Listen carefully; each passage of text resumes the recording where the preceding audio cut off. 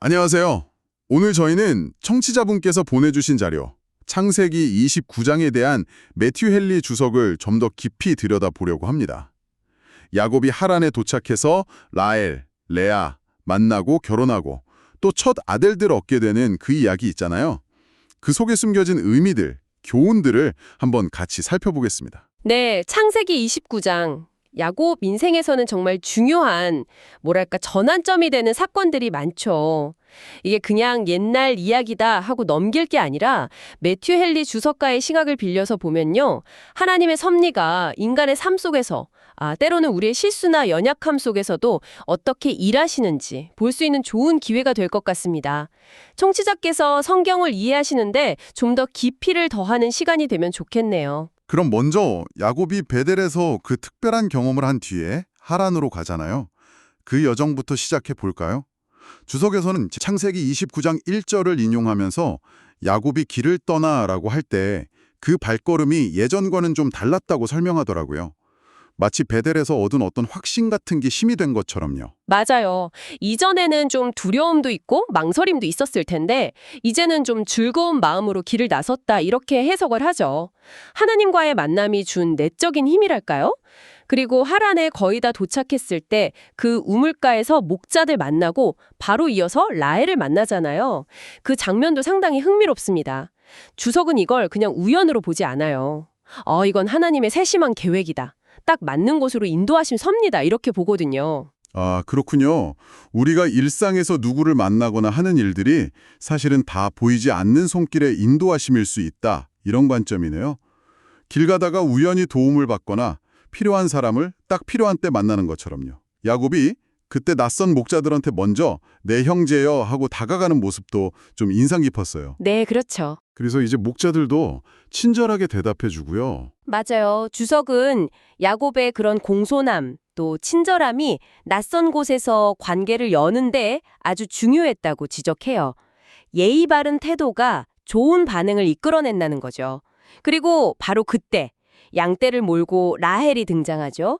주석은 라헬이 외삼촌 딸인데도 직접 양을 치는 걸 보고 참 겸손하고 성실하구나 이렇게 봤어요. 야곱이 라헬 보자마자 보인 반응도 정말 강렬했죠.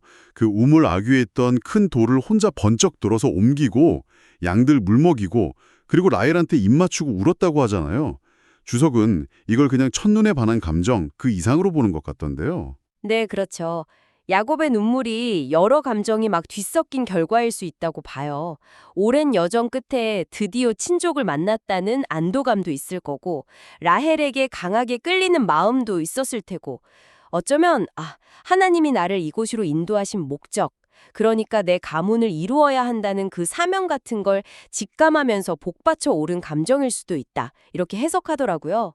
그리고 나서 이제 라반이 달려와서 야곱을 환대하는 장면으로 이어지죠. 네, 라반이 딱 봤을 때 야곱 행색이 좀 초라했을 텐데도 너는 참으로 내 혈육이라 이러면서 따뜻하게 맞이하잖아요. 주석이 이 장면을 이사야서 58장 7절 말씀하고 연결하면서 자기 고력을 외면하는 건 마음이 좀 완악한 거다 이렇게 지적하더라고요. 그렇습니다. 기본적인 어떤 인간의 도리, 특히 가족이나 친족에 대한 책임을 강조하는 거죠. 하지만 이 초반의 따뜻함이 나중에 벌어질 일들이랑 또 확 비교가 되면서 라반이라는 인물이 얼마나 복잡한지를 더 보여주는 것 같기도 해요. 자, 이제 이야기의 중심이죠. 야곱의 결혼 이야기로 넘어가 보겠습니다. 한 달 동안 라반 집에서 일을 도우면서 지냈는데 라반이 먼저 품상 얘기를 꺼내죠. 창세기 29장 15절에 네가 비록 내 생질이나 어찌 그저 내 일을 하겠느냐? 내 품삯을 어떻게 할지 내게 말하라. 이렇게요. 이때 야곱의 대답이 참 놀랍죠. 돈이나 다른 재물이 아니라 라헬을 아내로 주십시오. 그 대신 제가 7년 동안 외삼촌을 위해 일하겠습니다. 이렇게 제안하잖아요. 주석에서는 당시 야곱 나이를 한 77살 정도로 보던데 적은 나이가 아니거든요.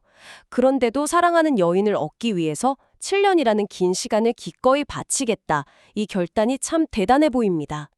가진 게 없으니 자신의 노동력으로 신부값을 치르려고 한 거죠. 라헬을 위하여 7년 동안 라반을 섬겼으나 그를 사랑하는 까닭에 7년을 며칠같이 어겼더라. 창세기 29장 20절 말씀이죠. 와, 이 구절은 진짜 좀 로맨틱하게 들리기도 하고 사랑의 힘이 얼마나 큰지를 보여주는 것 같아요. 7년이 그냥 며칠처럼 느껴질 정도라니. 네, 주석은 이걸 그냥 단순한 연애 강정으로만 보진 않아요. 더 깊은 영적인 의미로 연결시키죠. 우리가 하나님을 정말 사랑한다면 이 땅에서 겪는 어떤 수고나 어려움도 나중에 얻게 될 그 영원한 영광에 비하면 정말 잠깐처럼 가볍게 느껴질 거다, 이런 교훈을 끌어냅니다. 그러니까 야곱의 7년은 그냥 노동이 아니라 깊은 헌신이었고 인내의 시간이었던 거죠. 그런데 그 7년이 딱 끝나고 약속한 결혼식 날 밤에 정말 예상치 못한 일이 벌어지죠. 라반이 약속을 깨고 라헬 대신에 언니 레아를 야곱의 신방으로 들여보내잖아요. 네, 맞아요. 창세기 29장 25절에 아침에 보니 레아라, 이 짧은 구절에서 야곱이 느꼈을 그 충격, 배신감, 이게 느껴지는 것 같아요. 주석은 이 부분을 어떻게 보나요? 주석에서는 이 사건을 아주 중요하게 다룹니다. 야곱이 과거에 아버지 이삭이랑 형 에서를 속였던 일이 있잖아요. 그것에 대한 하나님의 공의로운 어떤 심판, 그러니까 보응으로 해석하는 경향이 있어요. 자기가 뿌린 대로 거둔다, 이런 건가요? 그쵸. 라반의 행동 자체는 분명히 부당하고 탐욕스러운 속임수였지만 하나님께서는 그 불의한 행동조차도 당신의 공의를 이루시는 데 사용하셨다. 이런 관점이에요. 속이는 자가 결국 속임을 당하게 되는 거죠. 와, 상당히 좀 엄중한 해석이네요. 라반의 변명은 정말 궁색하죠. 언니보다 아우를 먼저 주는 것은 우리 지방에서 하지 아니하는 바이라. 창세기 29장 26절 말씀인데, 아니 그런 관습이 있었으면 진작 말했어야죠. 이제 와서 핑계대는 거잖아요. 맞아요. 주석도 라반의 변명에 진실성이 없다. 그냥 자기 탐욕을 합리화하고 야곱에게서 노동력을 더 뜯어내려는 구실일 뿐이다. 이렇게 딱 잘라 말합니다. 결국 라반은 레아를 준 지 일주일 만에 라헬도 아내로 주면서 대신 또 7년 봉사를 요구하죠. 창세기 29장 27절부터 30절 내용이고요. 이렇게 해서 야곱은 정말 본의 아니게 아내를 둘이나 얻게 된 겁니다. 일부 다처 문제에 대해서도 주석이 언급을 하죠. 지금 기준으로 보면 당연히 안 되지만 당시에는 아직 명확한 금지 규정이 없었고 또 족장 시대에는 가문을 번성시켜야 한다는 그런 부담감이 컸기 때문에 그랬을 수 있다. 좀 조심스럽게 설명을 하더라고요. 네. 하지만 그러면서도 하나님의 원래 창조 질서는 한 남자와 한 여자의 결합이라는 걸 분명히 하죠. 네, 정확해요. 주석은 마태복음 19장 5절 같은 구절을 들면서 일부 일처가 하나님의 이상적인 뜻임을 강조합니다. 성경은 족장들의 삶을 완벽하게 포장하거나 미화하지 않아요. 그들의 실수, 시대적인 한계 속에서의 행동들을 그냥 그대로 보여주죠. 그리고 결국 이 두 아내를 둔 상황이 나중에 야곱 가정 안에 계속되는 갈등과 불화의 씨앗이 되고요. 네, 이 복잡하고 좀 긴장감 넘치는 가정 상황 속에서 이제 이야기의 초점이 레아에게로 넘어가는데요. 하나님께서 레아가 남편 야곱한테 사랑받지 못하는 걸 보시고 그녀의 태를 여셨다. 이렇게 창세기 29장 31절에 나오잖아요. 반면에 사랑받던 라헬은 아이를 못 낳았고요. 이 상황에 대한 주석의 해석이 참 인상 깊었어요. 네. 주석은 이걸 하나님의 균형 잡힌 은혜 혹은 보상적인 정의 이런 식으로 설명해요. 그러니까 어느 한쪽이 너무 교만해지거나 다른 한쪽이 너무 절망하지 않도록 하나님께서 이렇게 조절하신다는 거죠. 지혜롭게. 사랑받지 못하는 레아에게는 자녀를 통해서 위로를 주시고 남편 사랑은 받지만 자녀가 없는 라헬에게는 겸손을 배우게 하시는 그런 섭리가 있다. 이렇게 보는 거죠. 고린도전서 12장 24절에 부족한 지체에게 귀중함을 더하사 이런 말씀과도 좀 연결될 수 있겠고요. 정말 소외된 사람을 돌아보시는 하나님의 그런 마음이 느껴지는 부분이네요. 레아가 아들들 이름을 짓는 걸 보면 그 마음의 깊은 슬픔, 갈망, 그리고 또 신앙이 점차 변해가는 모습도 보이는 것 같아요. 맞아요. 아들들 이름이 레아의 심경 변화를 보여주는 아주 중요한 단서들이죠. 첫째 아들 이름이 루벤이잖아요. 보라 아들이다 이런 뜻인데 이제는 내 남편이 나를 사랑하리로다. 창세기 29장 32절에 나오는 그 간절한 기대가 담겨 있죠. 둘째 시므온은 들으심이라는 뜻이에요.